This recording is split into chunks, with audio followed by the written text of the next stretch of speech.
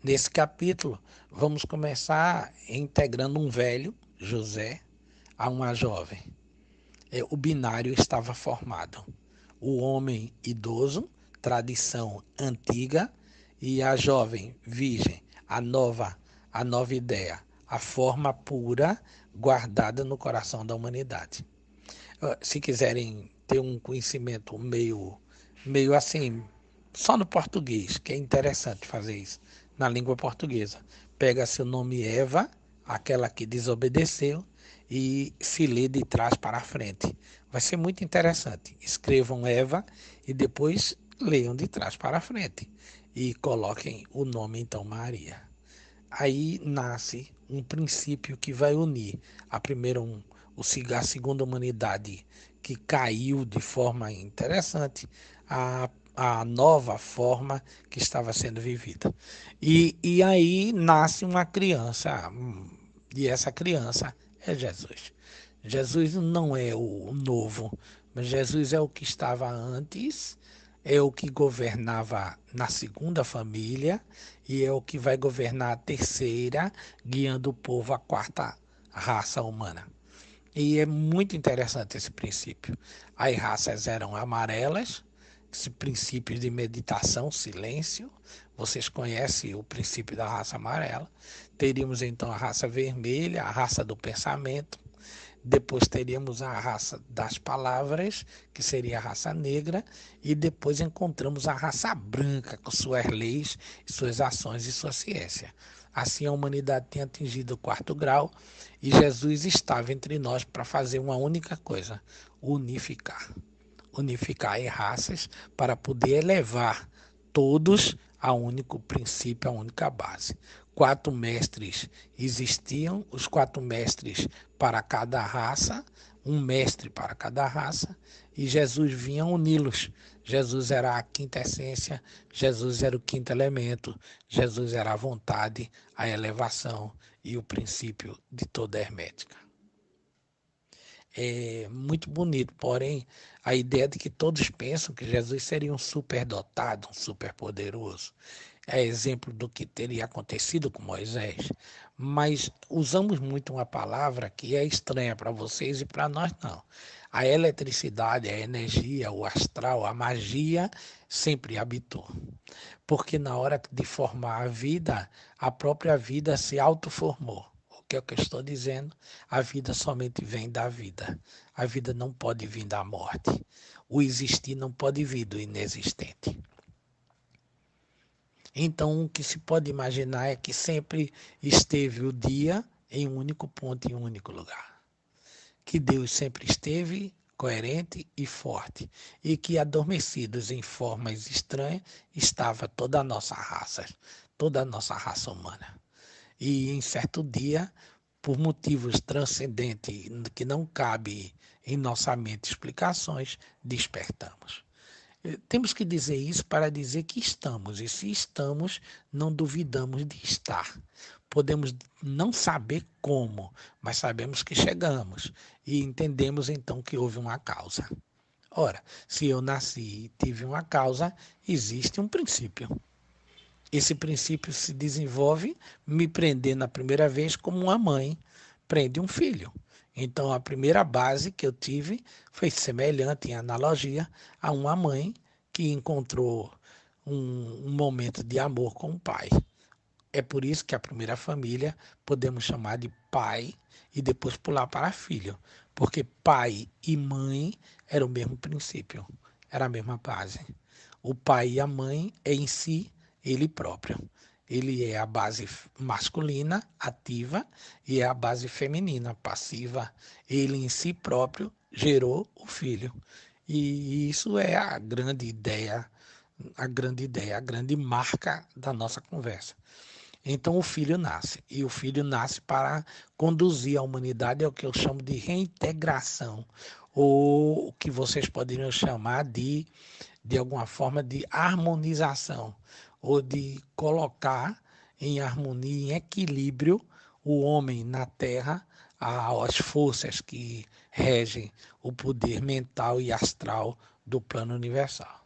E assim Jesus veio entre nós, mas não poderia chegar voando, não poderia chegar dessa forma tão magnífica. Então ele nasce no ventre de Maria e nasce nas condições mais humildes, o que dá ao cristianismo a ideia de religião de sofredores, que não é bem esse o assunto que vamos desenvolver aqui. Não, não é uma religião de sofredores. Ao contrário, é uma religião de privilegiados. Ele vai nos dizer que somos ricos, sim. Ricos de amor, ricos de paz, ricos de fé, e que por mais que não temas, que mais que temamos ou que não temos, podemos. Ele vai nos mostrar que somos deuses, que podemos sim gerir nossas vidas e transformar nossas vontades e limitações. E é isso que significa essa sexta-feira. O Mestre habita entre nós e, como qualquer um de nós, come como comemos, sofre como nós sofremos, ele é um de nós. É muito importante que vocês entendam a presença de Jesus como um de nós. Senão você não vai entender a filosofia espiritualista. Ele teria que ser um de nós. Então, nada de estranheza com ideias religiosas ou tradicionais de vários cultos e seitas que vai fazer dele uma coisa muito acima do que é a humanidade. Não, e Jesus foi um de nós. Jesus caminhou como nós, habitou entre nós. Só que Jesus carregava em si o potencial de harmonia de todo o poder criativo. Então, em determinado momento, em uma determinada hora, ele foi despertando na sua mente o que ele era e o que significava a sua presença diante da vida. Ele atingiu a primeira regra hermética, mentalismo. Ele olhou para tudo e verificou que tudo tinha vida e se perguntou: qual deve ser o meu papel nisso tudo? E ele ficou numa via interessante. Ou viver para sua casa ou para ele, ou fazer de sua casa e dele um princípio universal para todos. E foi o que ele fez. Ele saiu então igualzinho a Buda, igualzinho a outros e outros grandes elementares da Terra. Ele saiu pregando, só que nele havia uma necessidade maior. Ele não pregava para uma raça, e sim para todas as raças. Esse vai ser o seu crime maior e vamos nos preparar para quase o momento do nosso crime. Porque não vamos aceitar aquele homem na rua dizendo que romanos e judeus, dizendo que hebreus e todas as raças eram um único povo e tinham um único pai. Isso não podia ser perdoado. E naquele momento ele lutava contra algo muito profundo. Ele lutava contra uma forma muito difícil, que era a ideia de que cada religião, cada sacerdote tinha para si o povo a serviço. E ele queria dizer que não era importante a nação ou a religião, ele era importante a verdade. E que todo homem que atingisse a verdade atingiria em si princípio para se elevar ao campo maior, entrando em harmonia com o universo, se realinhando com o universo cósmico. Bom, daí em diante fica fácil para vocês estudarem e entenderem a cabeça de um mago da filosofia espiritualista. Foi isso a maneira com que eu vejo. Então, bela sexta-feira para vocês. E que não chorem pela cruz nem pelo sangue. Não chorem pelo leite nos seios de Maria alimentando o menino. Fiquem felizes. Olhem para o céu. Sorriam. Estamos sendo reintegrados.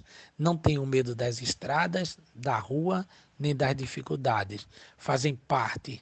Esse é o princípio que vai fazer mudar. A dor sempre faz a transformação.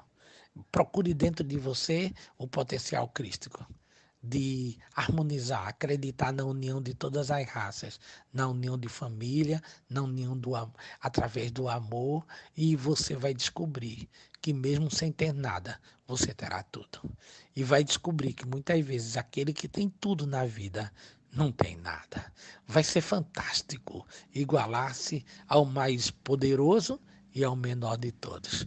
Por uma questão simples: fé, dedicação e disciplina. Aí sim, todos os mandamentos serão reduzidos a 2 princípios: É ousado isso, mas é o que eu vou dizer, precisa ser dito. Começa assim. O primeiro princípio dava muitas regras na primeira humanidade, que era pura. Na segunda, as regras se perderam. Na terceira, Moisés conseguiu colocar em evidência vários desses valores. Honrar pai e mãe, não querer o que não é vosso, assim por